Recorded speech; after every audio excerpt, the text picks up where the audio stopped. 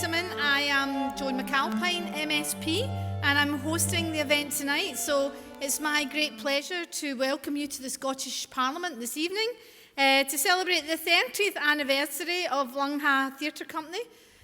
I just wanted to take a few seconds, I promise it's just a few seconds, to highlight from my perspective the hard work and dedication of the company's team and the wonderful work that they do. 2015, as I said, represents the 30th year since the company was created in 1984 by Honorary President Richard Vallis, who you'll hear from a little later. The story of Lungha Theatre Company is inspiring, and it includes 3 decades of really beautiful, unforgettable theatre performed by adults with learning disabilities. The company's gone from strength to strength since it was founded and has a really diverse catalogue of over 35 productions featuring over 300 performers. As part of the year of celebration, the company, as many of you will know, has worked with Creative Scotland to build a brand new website, rename the company from Lungha Theatre Company to Lungha's Theatre Company to Lungha Theatre Company, and completely it caught me out there. I'm sure this represents a real progression. And they've completely overhauled their IT systems. Now, while all this has been going on, the company has, of course, been busy touring. And Thingamy Bob has been critically acclaimed with the closing performance taking place at Platform Arts Centre in Glasgow just last Friday. I mean, I've been looking over your back catalogue, and I know that Joyce is going to say more about that later, but what strikes me is just the breadth of what you do is absolutely extraordinary. Antigone, Chekhov, Molière, working with Stellar Quines and Museum Scotland. It's just one of the most broad and far-reaching programmes that I've ever come across. So congratulations for that, and it's testament to the hard work and talents of all the company's team that they're part of Creative Scotland's regular funding portfolio through 2018, and you should really give yourself a round of applause for that, because as an MSP, I regularly hear from people who don't make the regular funding portfolio. So very, very well done for that. So tonight's a great opportunity both to celebrate the company's successes and also to toast the future opportunities. I'm very much looking forward to hearing some of the highlights of the past 30 years. And with no further ado, I'll pass you over to Richard. Thanks very much.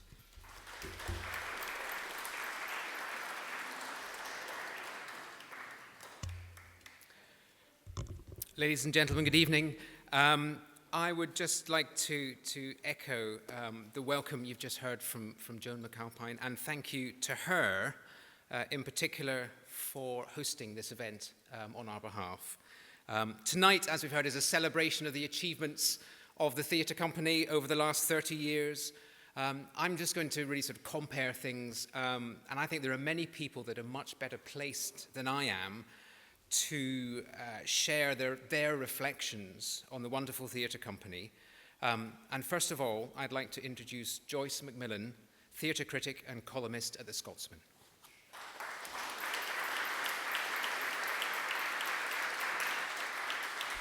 Thank you. Well, it's a tremendous pleasure and an honour to be here tonight at the 30th birthday party of Lungha's Theatre Company. I have a feeling somehow that it might not be the only party marking this occasion, because I think Lungha's have always been a company that have known how to party and how to enjoy themselves from earliest times.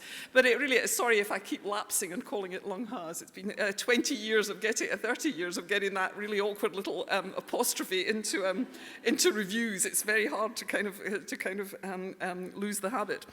But anyway, right from the start, and I must have seen Lungha's productions right from the start, I think, back in 1985.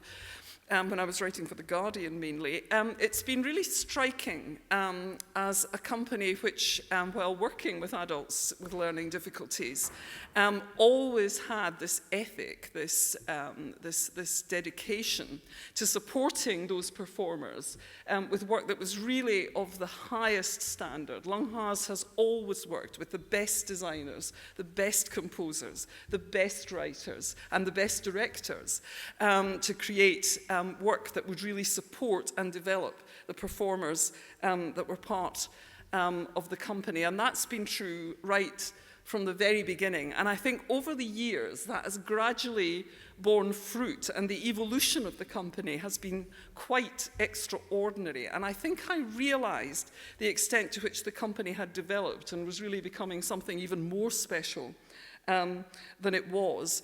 I think the year that really marked that out in my head was relatively recently, 2010, which was a really wonderful year for Long Has. And near the beginning of the year, for instance, and this is kind of typical of the very imaginative projects they do, they did a co-production with Gridiron, the sort of internationally acclaimed Edinburgh-based company who do site-specific theatre, and the Informatics Centre at Edinburgh University, to use that brilliant new informatics building, which was quite recently opened at that point, to do a show called Huxley's Lab, which was based on Aldous Huxley's Brave New World. And it was, you know, a tremendously exciting show, using that exceptional space in really thought-provoking and sometimes quite chilling ways, and using members of the Long Has company to really challenge this idea of a world full of perfect people who have all been genetically engineered to be without whatever the human race currently is thinking of as a flaw. And I can't remember ever seeing a show that challenged that kind of ethos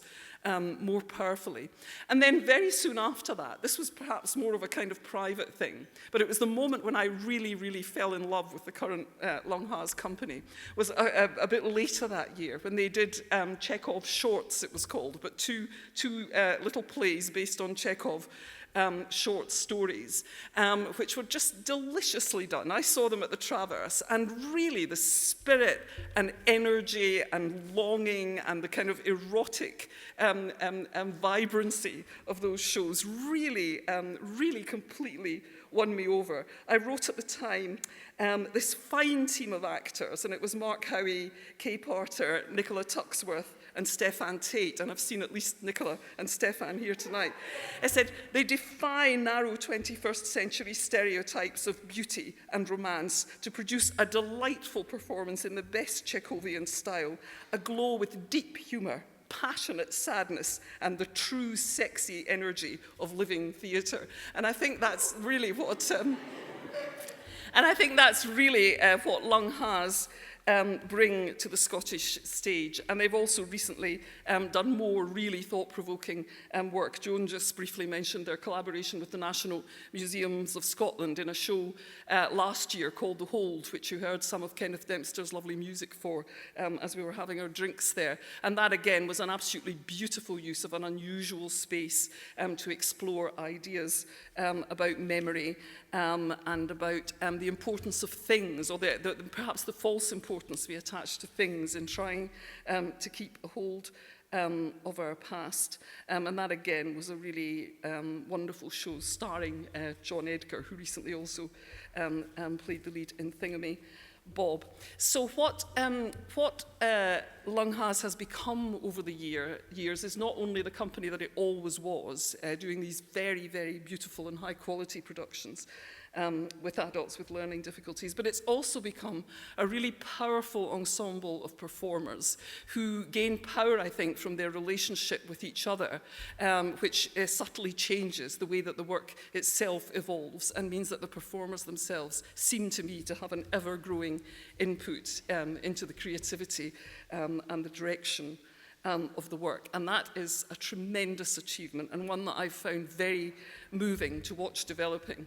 I'm a theatre critic, I'm not an educationist, and so I suppose my primary interest in Long has always been in the sheer quality of the theatre that it's done. But I think the interesting thing about Long Has, from my point of view, is that yes, you can talk about this company and its work in terms of what being involved with this company does for the people that are involved with it, the huge kind of human and emotional development that can be, of which anyone can experience through involvement in theatre, I think. But I think it's not just to do with what this work does for the people who are involved in creating it. It's to do with what this work does for Scottish theatre. It's become something that is not about what's given to them, but what that wonderful company have begun to give back, I think, to the whole Scottish theatre scene. And there's a sense of openness, a sense of emotional courage, a sense of vulnerability without shame, which I think is unique to Lunghas. And also that kind of wonderful, when I say it's a sexy company, like I said in the Chekhov review, it's because the energy of the company isn't inhibited by a lot of the sort of false ideas and the kind of false pretensions that inhibit a lot of the other theatre work in the Scottish theatre scene. And in that sense, I think this company, this ensemble, and all the artists who've supported them over the years have become really major contributors to the energy and the character of Scottish theatre. It's been tremendously rewarding to watch. I can't wait to see the next phase of it, and it's wonderful to be here with all of you tonight and celebrating this great birthday. Thank you very much.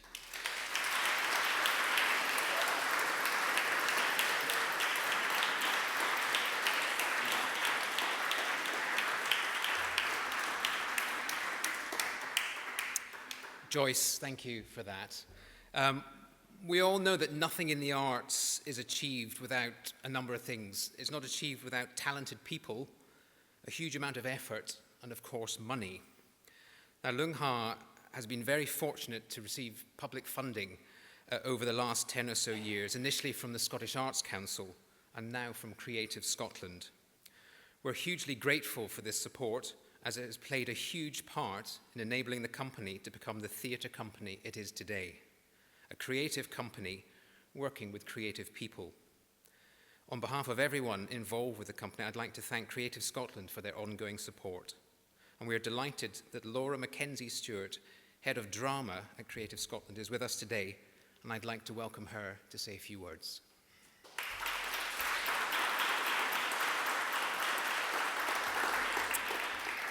Good evening all, and I'd just like to say how delighted I am as well to have been asked to say a few words at this 30th birthday celebration. Joyce has just given us a fantastically wonderful tour of the highlights of the company's work, giving a clear indication of just exactly why Lungha is one of the 118 companies that were awarded 3-year core funding by Creative Scotland earlier this year. Scotland is blessed with a hugely dynamic creative sector, so it was not surprising that this last funding round was massively oversubscribed, with many more visionary, impactful and engaging proposals than it was possible to support. This inevitably led to some painful choices in order to live within the available budget, and those who made it through can be rightfully proud of the role they play in delivering the 5 ambitions set out in the Creative Scotland 10-year plan, which cover artistic excellence and experimentation, access for audiences and participants, skills and leadership, local connectedness, and international reach. Lungha is one of those companies whose methodology and work has contributed to the current international reputation which Scotland enjoys as a leader of work by artists with physical and learning disabilities. The global community of such practitioners is not huge, and so the way they work has attracted interest from others, seeking to be inspired to work in a way which reflects society more equally. Building on opportunities, particularly the cultural programs attached to major sporting events such as the Olympics and the Commonwealth Games, both the profile of our companies and capacities of individuals have been given a huge boost, with continuing benefit to the artists and audiences alike. Thanks to initiatives such as Festival 14, Showcase Scotland, Momentum, and the Edinburgh Festival's Expo Fund, in particular the Made in Scotland Showcase, for which Lungha was selected last year, Scotland is recognised as a must-go-to destination for making international connections.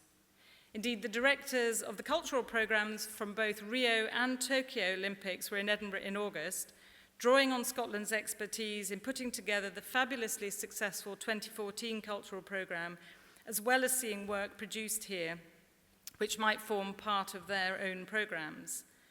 The chance each August to link Scottish artists to so many of the world's presenters is a precious resource unrivaled anywhere in the world. Scottish Development International figures indicate that around 15% of Scotland's commercial companies are exporting their wares. The recent core funding round showed that around 85% of Scotland's cultural organisations are engaged in international working, which means that the creative sector is substantially contributing to Team Scotland. Lungha have, so far, taken their work to Sweden, Finland, Ireland, and that's just in recent years, and have plans to undertake phase 2 of a forthcoming production in Australia. I'm sure there's more, and there will be other trips in the future. Breaking into new commercial markets is a complex process and often relies on an unquantifiable confidence in the ethical practices of the new partner and their operating environment. Scotland's cultural sector plays a vital role in raising awareness and fostering growing interest in Scotland as a place to engage with at a commercial level. Of course, this is not typically the primary motivation of individual artists and cultural organisations, but it is worthwhile to recognise their impact on successful international relationships out with the cultural sector.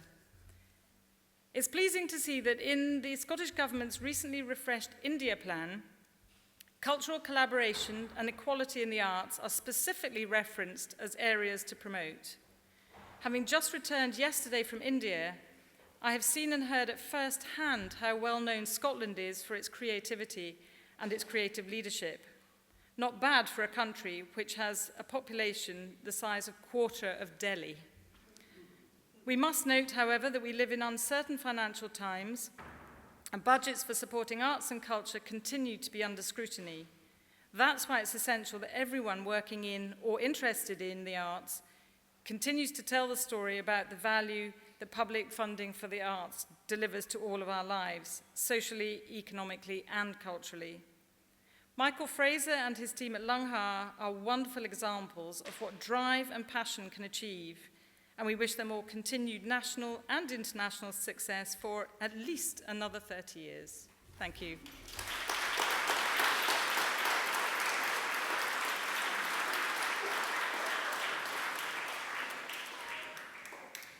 Laura, thank you very much for that. Lastly, I'd like to introduce Richard Vallis. Richard has a special place in the company's history.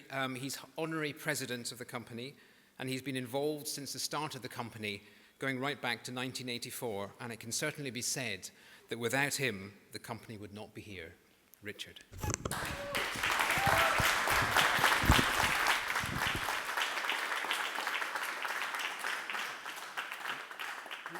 Thanks, Richard.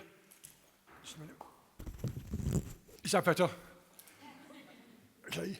In the last 30 years, Lungha has developed a fantastic reputation, both locally and internationally. All the experts said it could never be done, except one. One man changes from a drama group into a theatre company, which has grown into what you see now. So, Pete, could you give us a wave? Pete.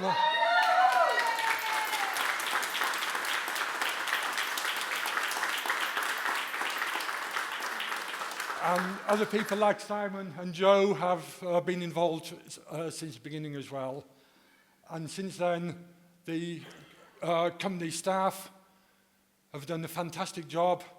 The board, the volunteers, and all our visiting experts. Everybody's done a fantastic job, and thanks very much.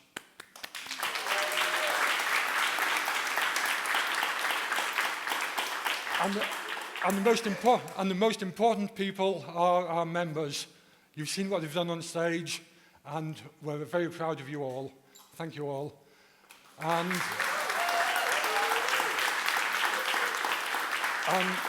I haven't been directly involved for 20 years, but I've still got a very important job to do.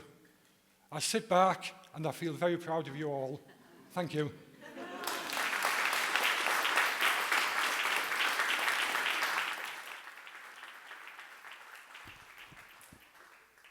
Richard, thank you.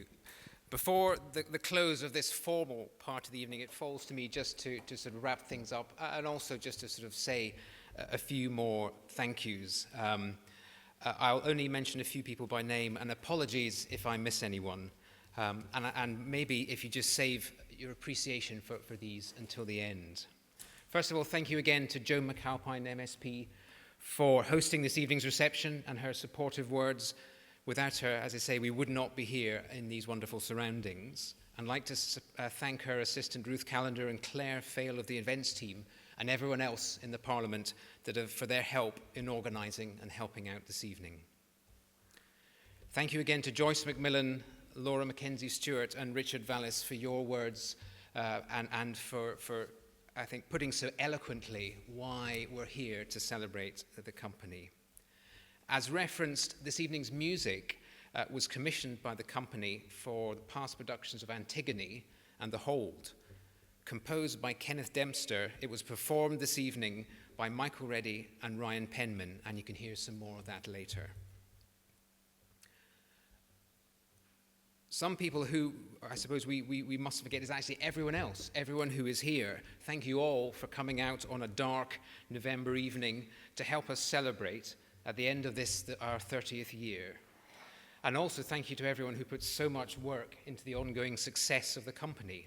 Some have been mentioned, but try to cover everyone: the volunteers, the support workers and families, my fellow board members past and present, previous employees, venues we perform in, the Lyceum Theatre where we have our office, other arts companies we collaborate with, artists and other professionals we work with, Creative Scotland, City of Edinburgh Council, and an increasing number of trusts and foundations for their continued financial support. Looking ahead, you will be able to see some of the photos and filming of tonight's celebrations on our website. We also have a goodie bag for you to take away, and thank you to Ken Melrose for making the wonderful film that you've been seeing on the screens tonight. And there's something called a Snap Band USB in your bags, and the film is on that. Thank you also to Emma and Andy Quinn for the design of the invitation and the postcard. We're also looking at ways to broaden our funding, and will soon be launching the Lung Ha Theatre Company 100 Club, which we hope many of you will consider supporting, and details are also in the goodie bag. Now, one must always grab every opportunity for promotion, so I'd like to flag up the next full company show. This is entitled Silent Treatment, and this is a play without words about a sponsored silence. And this will be performed in the spring of 2016. For more information, keep an eye on our Facebook page or our fantastic website. My last thank yous are to an incomparable trio of people, and that is to Michael Fraser, company manager who's been mentioned, to Maria Oller, our artistic director, and Callan Mudge, our creative administrator. Your dedication and commitment is fantastic, and nothing the company achieves would have been possible without you. We have one last thing for you to listen to, after which I hope you will stay and enjoy the rest of the evening in these wonderful surroundings. The final word can only go to one group of people. Ladies and gentlemen, please welcome and show your appreciation for the hugely talented and inspiring members of Lung Ha Theatre Company.